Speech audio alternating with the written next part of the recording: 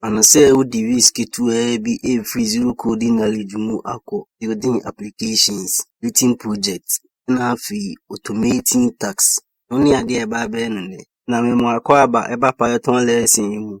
Our lesson mu no, we shall say free zero. Nti se winim hwi efa computers ana wonte Python kra da ewie no, obeti ase. Na we see any ene ebe cover e was a complete course we see mu. I really can install Python any IDE arbitrary code no.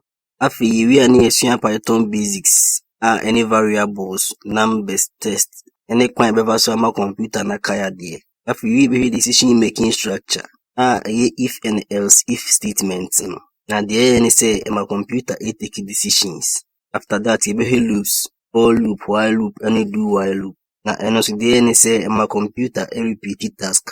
As you wear better data structures. The training can be faster the Python organize the data.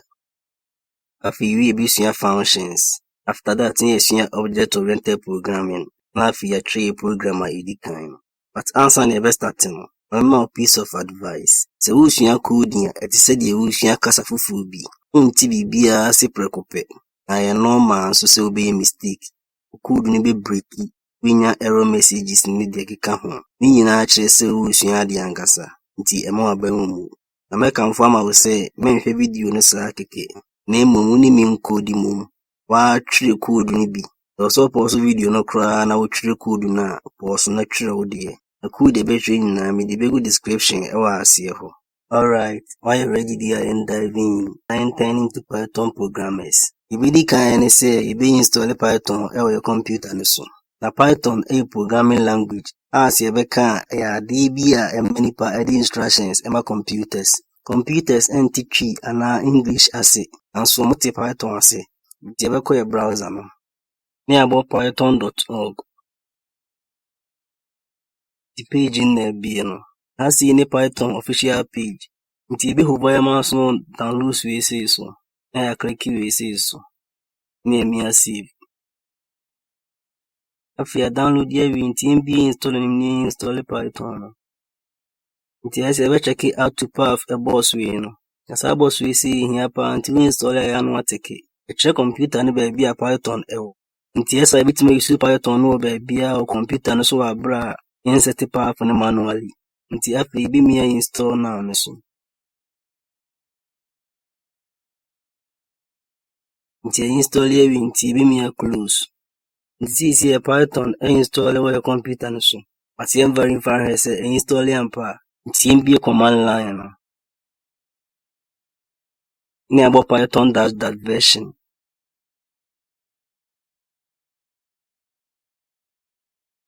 Nti na aba no Python 3.14. Just Python install successfully. As I want who BBC ya, na say who BBC say Python is not recognized. JCB one set up new or bra installing no. This no uninstall Python no. As I install for na add the powerful no. Nti if Python install your computer no so we no. In here code editor you betray Python code no. Na code editor I to say Microsoft Word pepepe. But I know the say yam fan twere code nko a features be a color code no mayen afin so esan sign mistake be a code no ase na code editors ni you be bria bitimi e dey share Python but e be use PyCharm one of the popular code editors na afin so say good for beginners ti we add another tab near budgetbrains.com/PyCharm.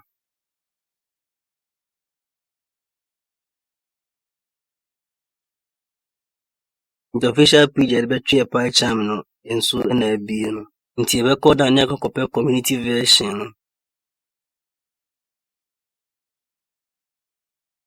Ti ni even me aso.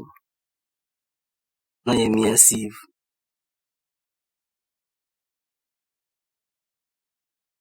Alright, PyCharm ni so download here nti be install ani. Ti be me next. Na say me next. Ti be PyCharm e wo desktop ti be check box we see. Na fi se be check box we see. That box we see my kwame ti be PyCharm or command line so. Afi se be check box we see. In here no nti afi be me next. Na ye me install. The PyCharm nso install ewi nti be me finish. This is here your PyCharm any Python where your computer no so. The certain try Python code no. Escape. Na me a new project. This year share see a who's a Python version na abeda see no. The one who Python version wa ha. Yes, a powerful now say T. Yes, so install Python who for now set powerful no. The be me a create.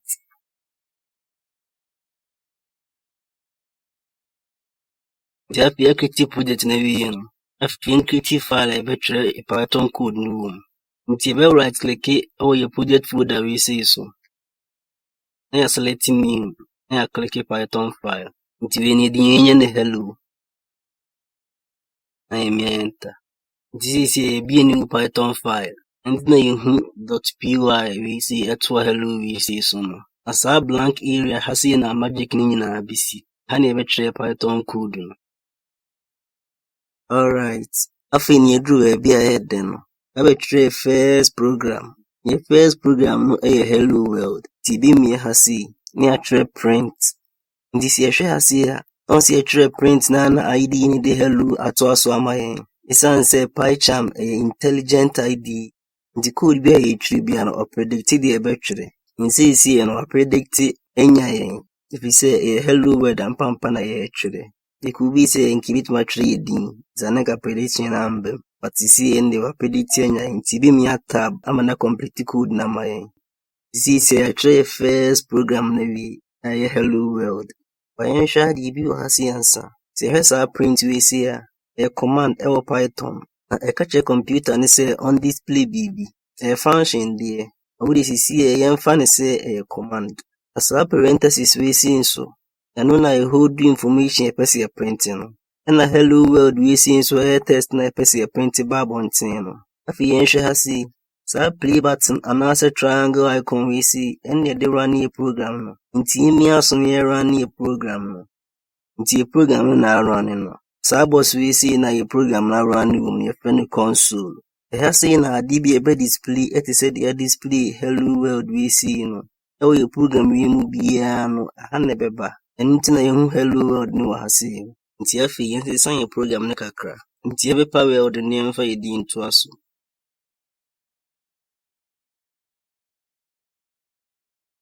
Tiensan running hwe. Nti ena print ego console no so hasi no.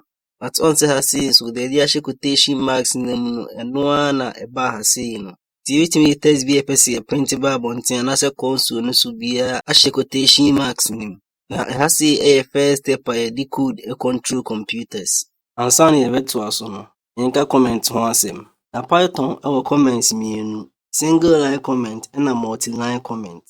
A comment a note a ujama ho anase other programmers. A computers and run the comments and can code no. Ignore. That's what so try single line commenter. Say near no. Bubble hash. Now the person will train out to us.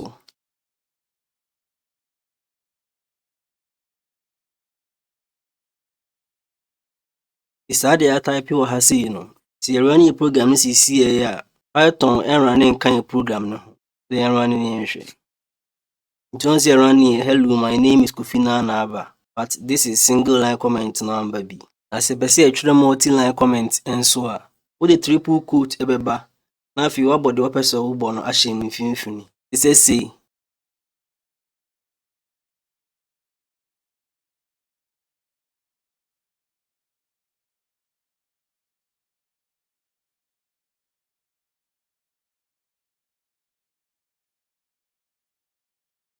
Inti multi comment nso na atwere wi no. Na eno so se rani a ebe de se de wi no ye na nso enrani nka hello my name is Kofi a eno no ye program ankasa no. Inti enrani eno so ne hwe. It was running and so the same thing and about hello my name is Kofi, but this is multi-line comment. It can span many lines number and this is single line comment we see in Swamba. A multi-line comment and so bit me any say. And so you see her anyway ni nyina the same. Ni nyina ya ade baako. A comments is super useful because wait me eja we code no akọ baabi akoye nneoma bi a any coding emulate kra ntu beba no a code na wa wo twere no na afi wonti ase nse uja comment a woba ne sɛ wokan comment no a bɛma wakae wo code no deɛ na ɛyɛ.